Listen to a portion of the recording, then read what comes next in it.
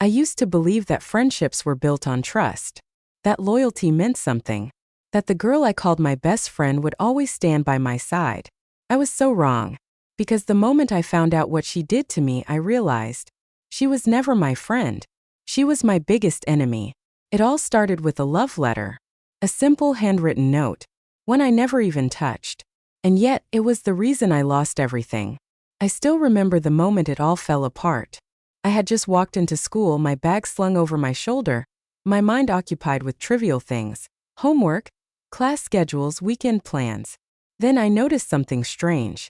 People were whispering, staring, pointing at me like I had committed some unspeakable crime. I frowned, confusion settling in. Then someone stepped forward. A girl from my class, her face twisted in disgust. "How could you do this?" she spat. I blinked. "Do what?" she scoffed, shoving a crumpled piece of paper into my hands. And the moment my eyes landed on it, my heart stopped. It was a love letter, addressed to the most popular guy in school, with my name signed at the bottom. Only I never wrote it. I immediately knew who did. My so-called best friend. She stood behind the crowd, playing her role perfectly, wide, tear-filled eyes, fake hurt written all over her face, as if she were the one who had been betrayed. I opened my mouth about to protest, but she spoke first. "I trusted you," she whispered, her voice breaking. The crowd murmured. She wiped at her eyes dramatically. "I told you I liked him. I told you how much he meant to me. And yet, you still did this." Gasps filled the air. People turned against me instantly. "You're such a snake. How could you backstab your own best friend?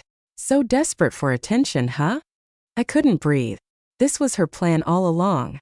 She had written the letter herself, forged my name, then planted it where people would find it.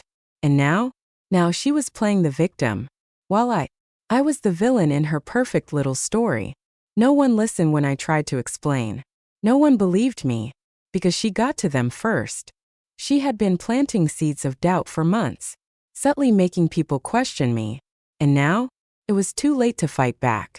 The aftermath. By the end of the day, I had lost everything. People who used to smile at me now avoided my gaze. Friends I had trusted cut me off without hesitation. Even the guy in question, the one she had framed me over, looked at me like I was nothing but dirt beneath his shoes. And the worst part? My so-called best friend won. She had everything now. Everyone was on her side. And I was completely alone. I cried that night. Cried until my throat burned, until my chest ached with betrayal. I thought about fighting back. Thought about exposing her lies. But what was the point? She had already poisoned their minds. Even if I told the truth, they would never believe me. So I gave up. I stopped trying. I let them ruin me. And when my parents got tired of the drama, they pulled me out of school. I left, disappeared, and never looked back. And then, rebirth. I should have moved on. Should have healed. Should have forgotten her. But life had other plans. Because one day I woke up, and everything was different. The room I was in, my old bedroom, the date on the calendar, the day before the love letter scandal. I sat up, my pulse pounding, my breath shaky. This was impossible. I had gone back in time. And then the realization hit me. This time I knew exactly what was going to happen. I knew her tricks, her lies, her betrayal. I knew how she was going to ruin me. But this time, I wouldn't let her. I stared at my reflection in the mirror, my lips curving into a slow, dangerous smile. I wasn't just going to stop her. I was going to make her suffer. She thought she was the mastermind. She thought she could manipulate me. She had no idea who she was messing with. This time I wouldn't just survive. I would win. And when she realized what was happening, when she saw that her plan was falling apart right in front of her, I would be standing there watching her regret every single thing she ever did to me. And I would be laughing. The moment I realized I had been reborn, I didn't panic. I didn't cry. I didn't waste a single second questioning how or why it happened, because none of that mattered. What mattered was what I was about to do next. I stood in front of my mirror, staring at my younger self. My face was still soft, trusting. My eyes still held the innocence that she had destroyed in my past life. But not this time. This time I knew better. This time I was ahead of her. And this time, She was the one who was going to lose. The first step in my plan? Act like nothing had changed. Because if she even suspected that I knew what was coming, she would start adjusting her tactics. So I smiled. I laughed. I acted like the same naive girl who once believed in our friendship. But behind every fake smile, every kind word, every innocent gesture, I was watching her. I was waiting. I was setting my trap. The day before the betrayal. It felt surreal reliving this moment. Walking into school, sitting beside her, listening to her speak in that same sugary voice. Back then I had believed every word she said. Believed that she was my best friend. Now I knew better. Now I could see through every single lie. She giggled, nudging my arm. Oh my God, I have something to tell you. I tilted my head, pretending to be interested. What is it? She sighed dreamily. I'm writing a love letter. I almost laughed out loud. So this was it. The beginning of her plan. The moment she started setting me up. I already knew how this conversation was going to go. She would pretend to be nervous, as if she were too shy to give the letter herself. She would accidentally leave it near me, where someone else would find it. And by tomorrow, I would be branded as the desperate girl who stole her best friend's love letter. Except this time, she was the one walking into my trap. I leaned in, pretending to be excited. Wow, who is it for? Her eyes lit up and she quickly shook her head. No way. I can't tell you yet. I smiled. You don't have to. But if you need help, let me know. Her expression flickered. That wasn't the reaction she was expecting. She wanted me to be curious, to be nosy, to make it believable that I would steal the letter. But instead, I was acting like the perfect, supportive best friend. And that was the first step in breaking her plan, changing the future. When she finally left her seat, I followed her. I already knew what she was going to do. She would place the love letter in her locker, leave it slightly open, and then she would tell people she had lost it, making it easy for someone to find it in my hands later. Not this time. I watched from a distance as she carefully slid the letter into her locker, looking around to make sure no one was watching. When she left, I moved in. Quiet, unnoticed. And I took the letter before she could. I opened it slowly, scanning the words she had forged in my name. Pathetic. A desperate confession of love that sounded nothing like me. But instead of tearing it up, instead of throwing it away, I rewrote it, word for word. Only this time, I made it sound like she wrote it to embarrass herself. I even signed it with her name instead of mine. And then carefully I slid it back into her locker. The perfect trap. The next morning, she played her role perfectly. She came running into class, fake tears in her eyes. My love letter, she gasped. It's missing. The classroom erupted in whispers. Just like last time, everyone was watching me, waiting for me to make a mistake, waiting for me to fall into the same trap. Instead, I leaned forward, pretending to look concerned. Oh no, I hope no one finds it and reads it out loud. Her face dropped, because that was exactly what she wanted to happen, and I had just said it first. Before she could make me the villain, I had already taken control of the story. And then, as if the universe itself was playing along with my game, a boy near the lockers shouted, "Hey, I found something." And then it happened. He read the letter out loud. But instead of it being my name at the bottom, it was hers. And instead of it sounding romantic and heartfelt, it sounded ridiculous and childish. The entire class burst into laughter. And my so-called best friend? She sat there completely frozen. I hid my smile behind my hand. Oh, how the tables had turned.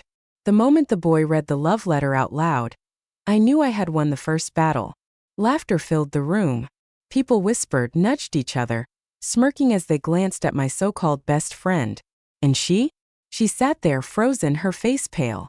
This wasn't how things were supposed to go. She had planned to ruin me. But instead, she had embarrassed herself. She stood abruptly, shaking with fake anger. "This is a mistake," she blurted. "I didn't write that." But the damage was already done. Someone in the back chuckled. "Well, your name's on it." More laughter. More whispers. And for the first time in 2 lifetimes, I saw her confidence crack. Good. Let her feel what it's like to be humiliated. She turned to me, her eyes wild with frustration. This was the part where, in my past life, she had accused me, where she had framed me for stealing her letter, making me the villain. But this time, I tilted my head, feigning innocence. "Oh no," I said, my voice sweet. "You're saying you didn't write it?" Her nostrils flared. "Of course not." I gasped softly. "But, you told me you were writing a love letter yesterday."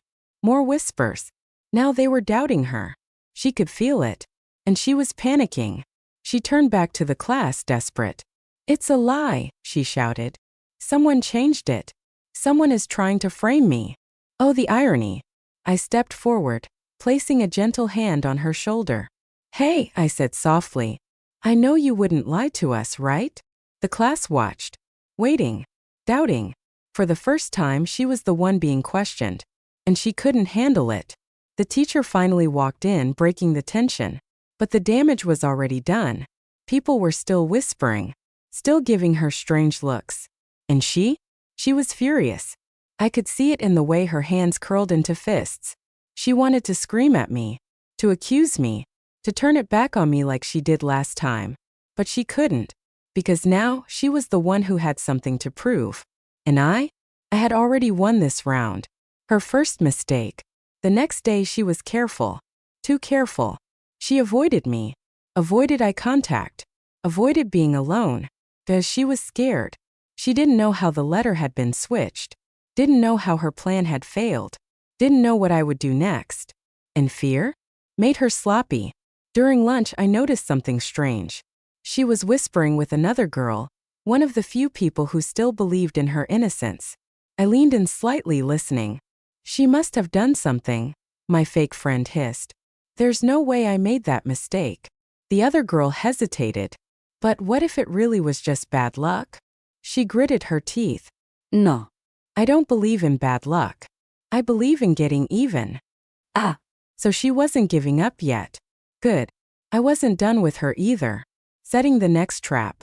I let her stew in paranoia for the next few days. Let her wonder if I was going to strike again. Let her grow more and more frustrated as she tried to prove she was innocent. Until finally, she made a mistake. A big one. That morning, someone screamed in the hallway. I turned the corner and saw a girl, one of my classmates, standing frozen in shock. Her locker was open and inside, dozens of love letters. The same handwriting. The same desperate words. The same embarrassing confessions. But this time they weren't signed with my name. They were signed with hers. And just like that, her reputation was ruined. The public humiliation begins. The hallway exploded with whispers. "Wait, she wrote love letters to multiple guys? This is kind of desperate, don't you think?"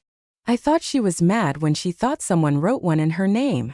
My fake friend stood frozen, her face drained of color. Because now, she was the girl who wrote fake love letters to herself. The girl who lied for attention. The pathetic one. And I just stood there watching her perfect world crumble. She finally snapped. "I didn't write these," she shouted, her voice shaking. But no one was listening. They were laughing, mocking her, treating her exactly how she had treated me in my past life. And I walked past her slowly, leaning in as I whispered, just loud enough for her to hear. "Feels awful, doesn't it?" She turned, eyes burning with rage. And I smiled. Because this was just the beginning. I watched her unravel. She was panicking now, her breath shallow, her hands shaking, her eyes darting around the hallway. She was waiting for someone to stand up for her, waiting for someone to say she wasn't a liar, waiting for someone to believe her story. But no one did, because the same people who had once turned against me were now turning against her. She whirled on me, her face pale with pure desperate rage. "You," she hissed, her voice shaking. "You did this." I tilted my head, feigning innocence. "Did what?" I asked, blinking up at her. She bared her teeth. "You set me up." Gasps echoed through the crowd. People glanced at each other, unsure. And that was her second mistake. Because now she looked unhinged. Now she looked like the liar she always was. I sighed, shaking my head. "I really don't know what you mean," I said softly, stepping closer. "But I do know one thing." She stiffened. "What?" I leaned in just close enough for her to hear. No one believes you anymore. Her breath hitched. Her eyes widened. She turned back to the crowd, scanning the faces. But it was too late. She had already lost their trust. She tried to fight back. Tried to argue, defend, scream. But every word she spoke only made her look worse. Someone muttered, "She's just embarrassed because she got caught." Another whispered, "She lied about the first letter. What if she's been lying about everything?" And just like that, she was the villain now. And I was just a bystander watching karma unfold. The final push. She refused to go down quietly. I saw it in the way her fists clenched, her breathing turned ragged. She wasn't used to this. She had spent so long being adored, admired, untouchable. She wasn't going to let it slip away so easily. So she tried one last thing. A final desperate attempt to destroy me. At lunch, she stormed up to my table, slamming her hands against the surface. "Admit it," she snapped. "You framed me." I took a slow sip of my drink, unfazed. "Framed you?" I echoed. "For what?" Her hands trembled. "For the letters. For the rumors. For..." She swallowed hard, realizing too late that she was digging her own grave. I never admitted to anything. I never said a single bad word about her. All I did was let her ruin herself. I sighed dramatically. "You keep blaming me, but maybe you should look at yourself instead." More whispers. More doubtful glances. Her face turned red with frustration. She wanted to scream, to lash out, to hurt me the way she had before. But she couldn't, because I wasn't the girl she could destroy anymore. I had already won. And then, the final nail in the coffin. The guy she had framed me over, the one she had always wanted, spoke up. He looked at her, his expression cold, distant. "I don't like liars," he said simply. And just like that, her entire world shattered. She ran out of the cafeteria, humiliated, destroyed, completely broken. And I watched her leave, smiling, because I had waited so long for this moment. And it was even sweeter than I imagined. I thought she would disappear.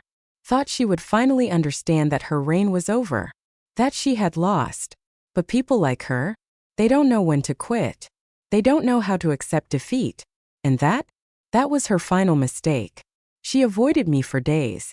Didn't show up to school. Didn't text. Didn't call. Because what could she say? Her lies had been exposed. Her reputation was in ruins. The people who once worshipped her were now the ones mocking her. She had lost everything. But then one evening she appeared, waiting for me outside my house. Her eyes were swollen, her lips trembling, her hands clenched as if she were fighting back tears. Pathetic. I had seen this act before. I had fallen for it before. But not this time. I didn't react. Didn't flinch. Didn't let her see even an ounce of sympathy. Because she didn't deserve it. She took a shaky breath. "Please," she whispered. "Just hear me out. Her last act begins." I tilted my head, pretending to think. "Hear you out?" I echoed. She nodded, desperation in her eyes. I made a mistake," she stammered. "I should have never done what I did. I was jealous, okay? You had everything and I held up a hand. "Stop." She froze. Because that was the first time I had ever cut her off. The first time I had ever been the one in control. And it shook her. "I don't care why you did it," I said smoothly. She blinked. "What?" I shrugged. "I don't care about your reasons. I don't care about your regrets. And I definitely don't care about your apology." Her lips parted slightly, her entire body going stiff. Because this wasn't how she thought this would go. She expected me to be angry, expected me to yell, cry, fight. But I was already past that. I stepped closer, lowering my voice. "You didn't come here to apologize," I murmured. She swallowed hard. "You came here because you have nothing left." A single tear slipped down her cheek. I just want us to go back to how things were," she whispered. I smiled. Cold. Empty. Unforgiving. "I don't." Her breath hitched. "You think I want to be your friend again?" I laughed softly, shaking my head. "I wouldn't take you back even if you begged on your knees." She gasped, her hands trembling. "You can't mean that." I arched a brow. "Oh, but I do." She stared at me like she didn't recognize me, like she still expected me to forgive her, to pity her, to let her back in. But that girl was gone. I had changed, and she was too late. The final blow. I leaned in, lowering my voice to a whisper. You ruined yourself, I said. I just let it happen. Her breath shuddered. Tears rolled down her cheeks. Because she knew that this was it. That she had truly lost me. That there was no way to fix what she had done. She tried one last time. Tried to reach for my hand. Tried to mend what she had broken. But I stepped back. And in that moment, she finally understood. I was never going to forgive her. Never going to let her back in. Never going to let her hurt me again. She wiped at her tears, letting out a choked laugh. I guess I deserve this, she whispered. I tilted my head. Yes, you do. Her lips trembled. Do you really hate me that much? She asked. I sighed, shaking my head. I don't hate you. She blinked. I smiled. I just don't care about you anymore. The final goodbye. She stared at me for a long moment, waiting, hoping, praying that I would change my mind, that I would forgive her like I always did. But when I turned around and walked away, she broke. I didn't need to see it to know. Didn't need to hear her sobs to understand.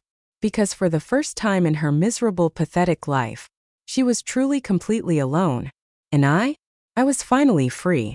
I thought that after I walked away, she would finally understand. That she would accept her fate. That she would disappear just like she had forced me to do in my past life. But she didn't. Because some people don't learn their lessons until it's too late. She tried to act like everything was normal.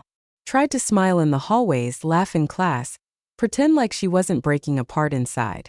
But the difference was clear. People didn't look at her the same way anymore. She used to be adored, admired, respected. Now, she was the joke, the liar, the girl who destroyed herself. I caught her staring at me sometimes, her eyes full of something desperate, something close to longing, as if she wanted to turn back time, to erase everything she had done, to make me her friend again. Pathetic. One day she finally broke. It happened after school, when most people had already gone home. I had stayed behind to grab my things when I heard a quiet voice behind me. I miss you. I froze for half a second before turning around slowly. She stood there, her posture small, her eyes red from crying. I arched a brow. What? Her lips trembled. I miss you, she repeated. I blinked. Then, I laughed. Miss me? I echoed. Are you serious? She flinched. I was stupid, okay? I didn't know what I was doing. I shook my head. No. You knew exactly what you were doing. Her breathing was unsteady. I don't know who I am without you. I stared at her for a long moment, and then I smiled. Cold. Empty. That's not my problem. Her breath hitched. She grasped my arm, her fingers trembling. Please, she whispered. Can't we go back? I tilted my head. Go back to what? She swallowed. To being friends. I sighed dramatically. I don't think you understand, I murmured. Then I leaned in closer, letting my voice drop to a whisper. I was never your friend. Her entire body stilled. She let out a choke sound, stepping back. That's not true, she whispered. We were best friends. I smirked. No. We weren't. Her eyes shimmered with tears, denial, disbelief. She wanted to believe that I still cared. That she still had some kind of power over me. But I was done with her. You see, I continued. Friends don't betray each other. Friends don't ruin each other's lives. Her breathing hitched. And do you know the best part? I asked. She didn't answer. She couldn't. Because she already knew what I was going to say. I don't even hate you, I whispered. She stiffened. What? I smiled. Hate takes effort. I took a slow step back, my voice smooth, effortless, final. You're nothing to me now. Her final breakdown. She broke. Right there. Right in front of me. Tears streamed down her face as her body shook with silent sobs. She whispered my name, but it sounded so weak. So pathetic. Because this time, I was the one walking away. And she was the one left behind. 1 week later, I barely thought about her anymore. She had faded into nothing. People still talked about her sometimes, but no one cared the way they used to. She was just another memory. A story people would laugh about and then forget. But then, I saw her one last time. The final encounter. It was a normal afternoon. I was leaving school, chatting with some classmates, completely at peace. And then out of the corner of my eye, I saw her. Standing alone. Watching me. Her face was pale, lifeless. Her eyes? Empty. Like she had finally realized what she had lost. Like she had finally understood that I was never coming back. I met her gaze. And do you know what I did? I laughed. Right in front of her. Right where she could see it. Because now, she was nothing but a joke to me. And that was the best revenge of all. I thought that would be the last time I saw her. That she would finally fade into the background like she had forced me to do in my past life. But she didn't. Because some people never learn. Some people can't handle losing. And she had lost everything. She didn't try to talk to me again. Didn't try to fix things. But I could feel it. Feel her eyes on me every day.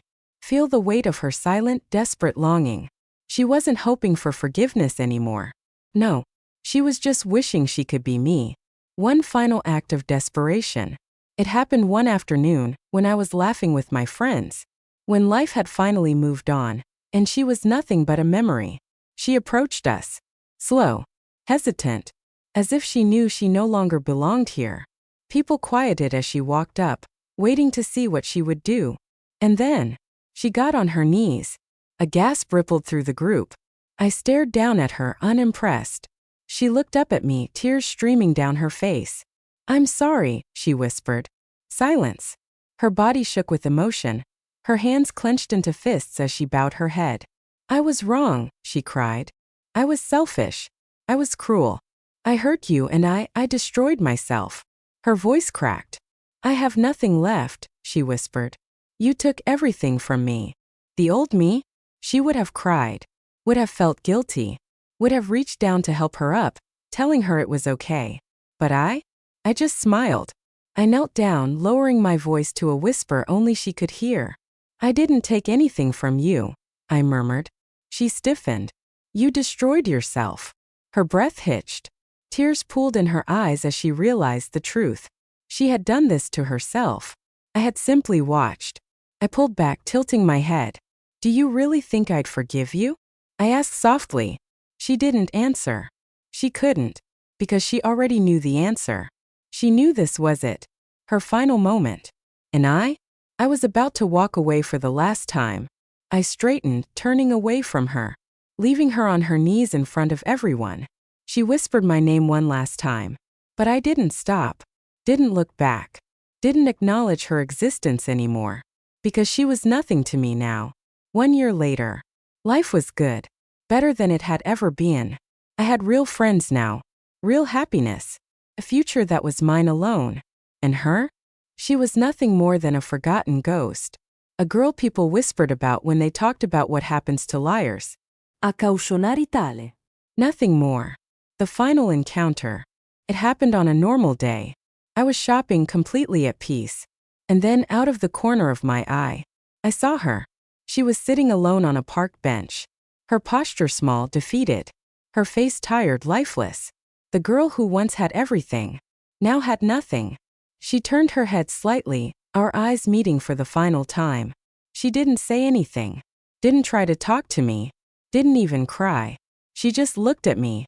With regret. With sadness. With understanding. And I smiled. I laughed. Clear. Light. Free. Because this was the ending she deserved. I turned, walking away without hesitation. And she just sat there watching me go, knowing she had lost me forever.